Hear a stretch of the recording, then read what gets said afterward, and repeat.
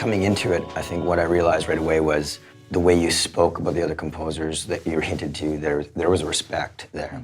And, you know, as much as musically, I wanted to make sure that what I did aligned with the vision of the world, it was almost as equally important to make sure that, you know, the vibe that I brought as a person would work. And that was a great challenge because then it couldn't be 100% derivative, but it had to be something that could resonate really well with what you guys had already done. When I wrote what my thought would be for the next progression, I was just expanding on the world that you guys had created already. And then now we're in production and it's like the writers essentially say, well, this is the world and here's this other important character, and all of a sudden it made complete sense. It was kind of a primer for me in the sense that I learned quickly, like, okay, no, these are the boundaries that I have melodically, I have to stay within, and harmonically, but also texturally. There's still a range of like, there needs to be a, whether it's musical naivety or a certain innocence, I guess, or rawness to it.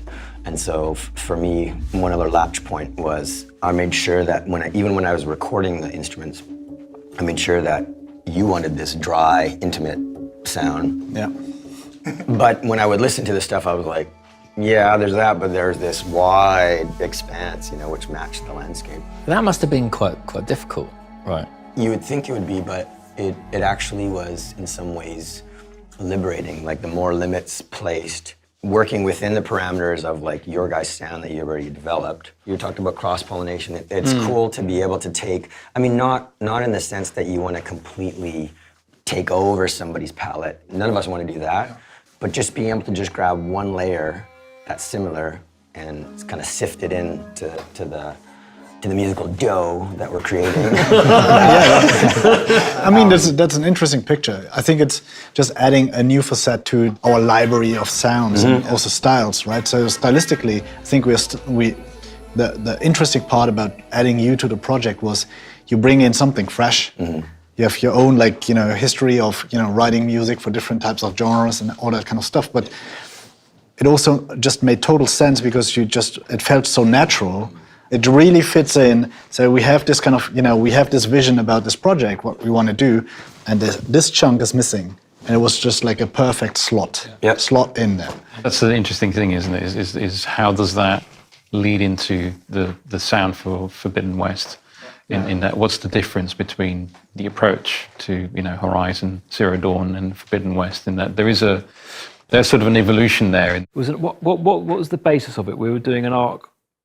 No, Well, we had Lucas, this kickoff. you took the three main new story arcs that weren't in the first one, and you gave one to each of us, didn't you? Yeah. And we wrote a suite for all of their situations. Which in our kind of suite process is maybe a piece, quite a long piece of music, where we try and explore what it might sound like in all the different ways you might write music for this person. So we to make it really basic, we always imagine we'd try and think up a theme for that character or arc.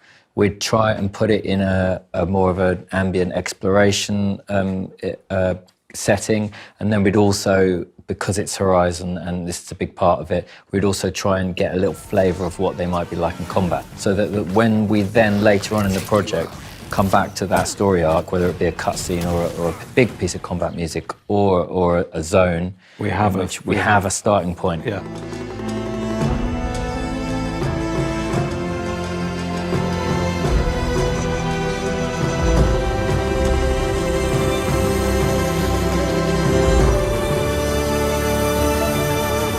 You were doing Aloy's journey again, but Aloy had changed a lot.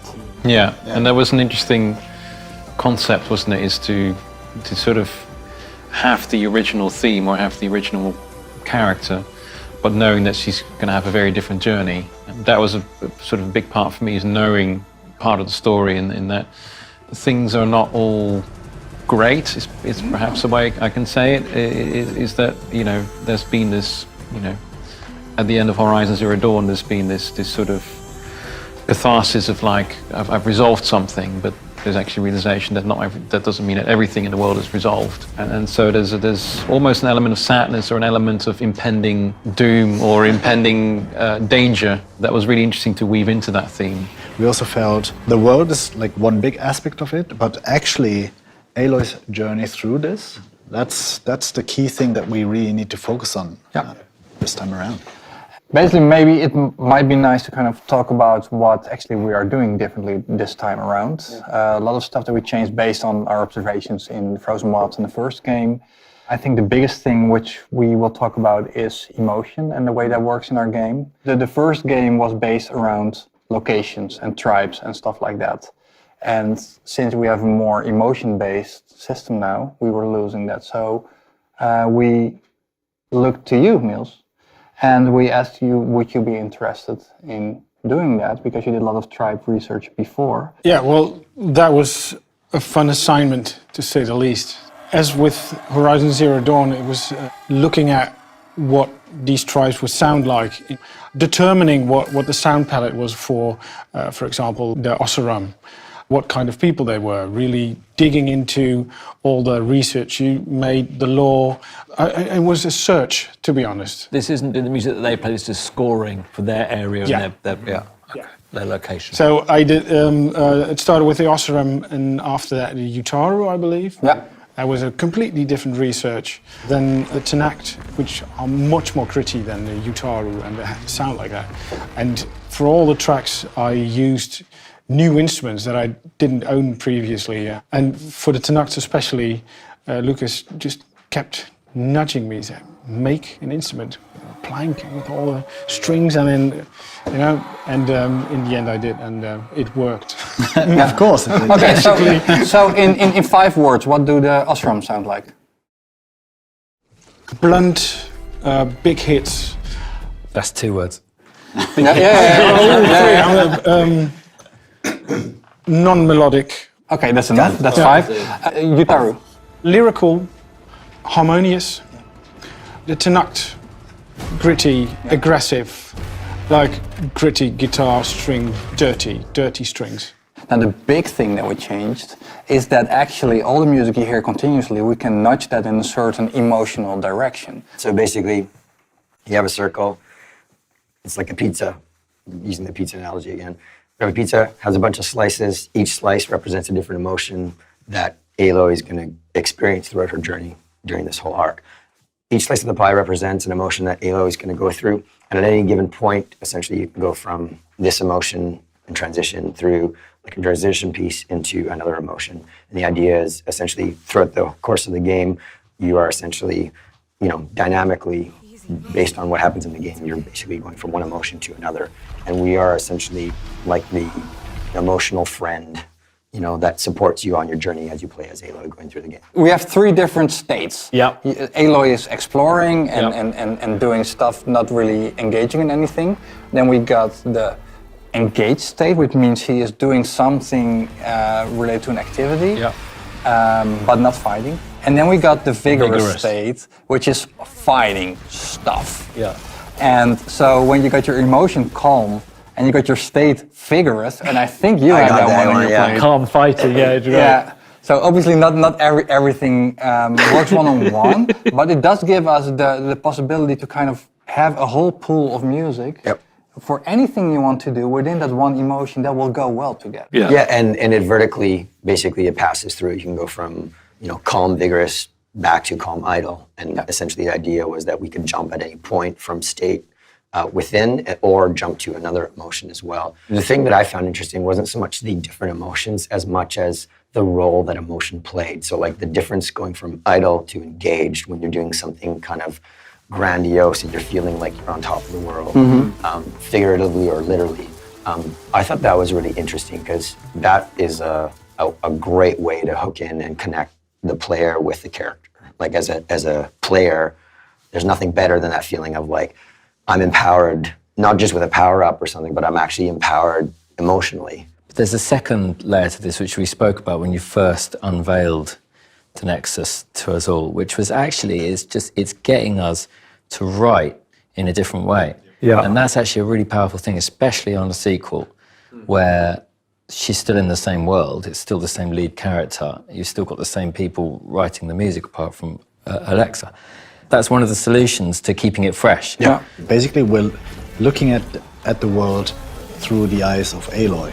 Like, that's really our paradigm. It's like really. It's not even her eyes. It's looking at it. What internally, what her story arc. Exactly. Internally, what she is. Yeah. And you doing it a lot, telling us no, but it's her on her own, and this is what she's feeling here. Now you have all that music material that is, you know, categorized in all those different types of emotions, and you know, throughout like a game production, like, you know, an open world game, there's so many occasions where you can create something special if you have the fitting content. We have a whole new music tool being written for us internally. We can have all those variations actually in the same track, where we needed to bounce them out separately before, and you would hear that we would go to a new track. Right now we can start a track in a really full arrangement, and it gets close to midnight, for instance, and suddenly we kind of play a very bare version, or only the melody. We got all these kind of transitional things that we never had before. I'm really excited about that. But there's also something about the story, though. I mean, I don't know if you guys feel this, but for me, it definitely feels that things have sort of shifted to a slightly darker and slightly more intense and more aggressive palette. There are some darker things that are going to happen in this one, and felt She's like, been through a lot yeah, already. Yeah. Quite. Yeah, exciting. and just fleshing out those longer arcs, and that's really our mission. We want to tell stories. Yeah. We want to take the player on a journey, you know, on an emotional journey through the eyes of Aloy. You know what I remember from Horizon Zero Dawn was that I think Epilogue was one of the last cutscenes that we did, and it's basically the one where the player lets go of Aloy.